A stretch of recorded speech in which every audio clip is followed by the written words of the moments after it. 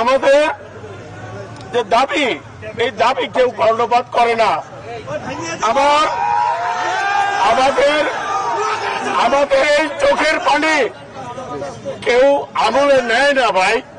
আমরা আজকে কথা বলেছি তৃণমূলের কথা, আমাদের চোখের পানি এটা আমার চোখের পানি না, এটা আমার 20 লক্ষ ভাইয়ের চোখের পানি।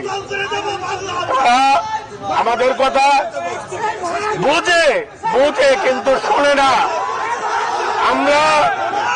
আমরা তারা আজকে আমরা অনেক ভাই, আমরা 10-12 জন ভাই গেছিলাম, আমাদের কথা তারা সব বুঝে, আমরা বলার আগেই বুঝে, কিন্তু ভাই না বুঝার বান করে। এই বানটা আমরা সহ্য করতে পারতাছি না, কারণ আমাদের পেটে ক্ষুধা, আমার ব্যাংকের লোন আছে, আমার ভাইরা বেকার হয়ে যাইতাছে। আপনারা আমাদের কথা বুঝেন। লাস্ট একটা কথা তারা বলছে, আগামীকাল বিভিন্ন মন্ত্রণালয় নিয়ে 3টা বাজে বসবে।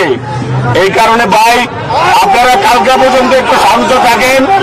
আমাদের চোখের পানির দাম ওনারা দেয় না ভাই, কথা বলেন ভাই।